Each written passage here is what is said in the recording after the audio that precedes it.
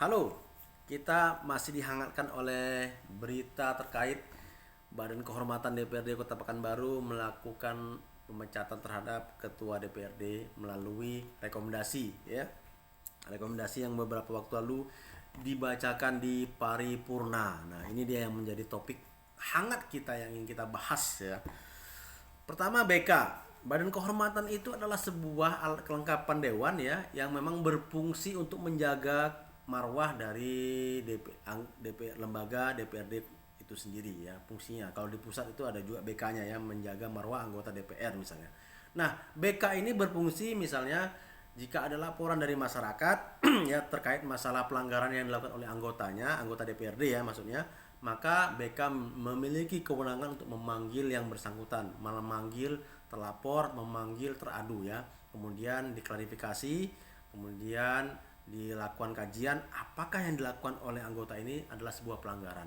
Jika itu sudah terjadi prosesnya memang terbukti melakukan pelanggaran, maka BK akan mengeluarkan rekomendasi kepada misalnya kepada praksinya, begitu kan, untuk dilakukan tindakan-tindakan lebih lanjut begitu. Namun BK saat ini luar biasa, ya.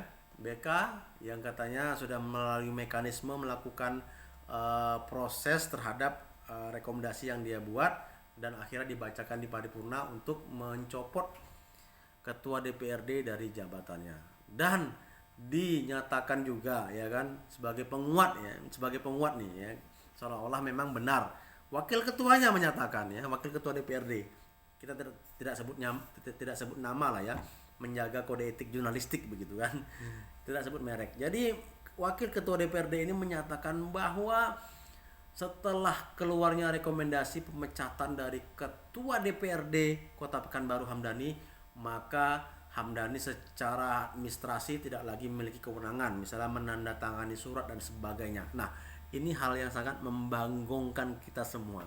Jadi memang sudah disetting barangkali, ya, disetting. Jadi Hamdani ini memang ingin didelegitimasi dari jabatannya. Ada apa sesungguhnya? Jadi sebenarnya apa yang dilakukan BK ini, ya, berdasarkan dari tata tertib dewan adalah juga melanggar kode etik, gitu kan, dibacakan di paripurna begitu kan. Harusnya mekanismenya Hamdani itu, ya, diperiksa terlebih dahulu. Kalau memang dia sebagai teradu atau terlapor dipanggil, dilakukan klarifikasi gitu. Ini tidak ada begitu kan. Mekanisme juga terjalankan. Yang kedua, masalah laporan, jangka waktunya. Laporan masuk itu kan dari kasus yang dituduhkan, yang didugakan kepada yang bersangkutan, misalnya pelanggaran misalnya begitu kan, itu kan maksimal hanya 7 hari, ya. Setelah lewat dari itu adalah kadaluarsa begitu, tidak berlaku lagi begitu. Nah, ini juga harus terpenuhi, sementara BK tidak terpenuhi seperti itu. Yang kedua, ya, BK juga secara fungsi dan kewenangan juga tidak bisa melakukan pemecatan semerta-merta seperti itu, ya. Seolah-olah BK ini saat ini menjadi badan kepentingan, bukan lagi sebagai badan kehormatan, ya, menurut para pengamat begitu. Bahkan BK dinilai, ya, sebagai alat politis lagi, ya, sebagai alat politis untuk mendelegitimasi ketua DPRD, ya, karena ada kepentingan-kepentingan tertentu yang mungkin bisa menghambat kepentingan-kepentingan dari anggota DPRD yang lain, ya, yang selama ini mungkin mereka aman-aman saja, tapi selama dipegang oleh Hamdani barangkali terganggulah kepentingan-kepentingan mereka. Ini kita tidak tahu, mungkin seperti itu, ya, dugaan kita sebagai masyarakat. Tapi sekali lagi, ya, sekali lagi bahwa yang terjadi selama yang beberapa waktu hari ini, dari rangkaian badan kehormatan yang melakukan pemecatan terhadap ketua DPRD itu sesungguhnya tidak berlaku secara hukum, ya. Kenapa? Jelas, ya, karena yang memang anggota DPRD ini bisa diberhentikan karena memang melakukan pelanggaran pidana berat, misalnya seperti melakukan tindak pidana korupsi, itu otomatis berhenti dari anggotanya, gitu kan. Nah, masalah jabatan yang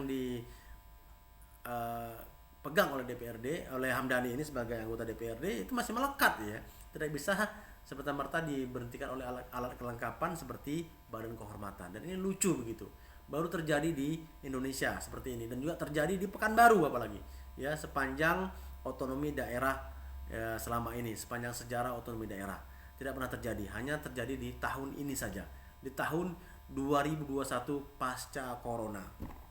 Jadi kita berharap bahwa apa yang dilakukan BK ini harusnya dikaji lebih dalam lagi, ya kan, dikaji lebih dalam, dijalankan mekanismenya kalau memang itu terbukti sebagai pelanggaran.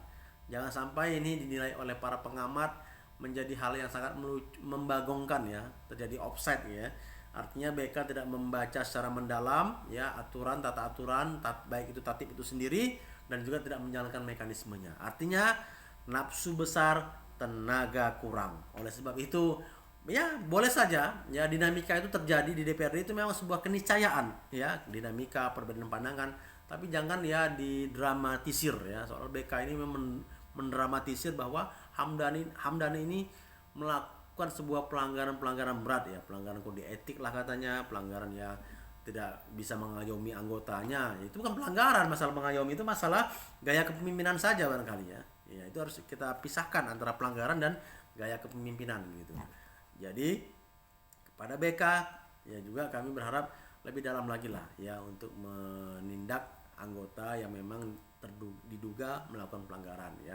Dan juga kepada kawan-kawan di DPRD yang di bagian pimpinan gitu kan, wakil ketua yang menyatakan Hamdani tidak tidak berhak lagi secara hak administrasinya, maka ini perlu dikaji lagi lebih dalam.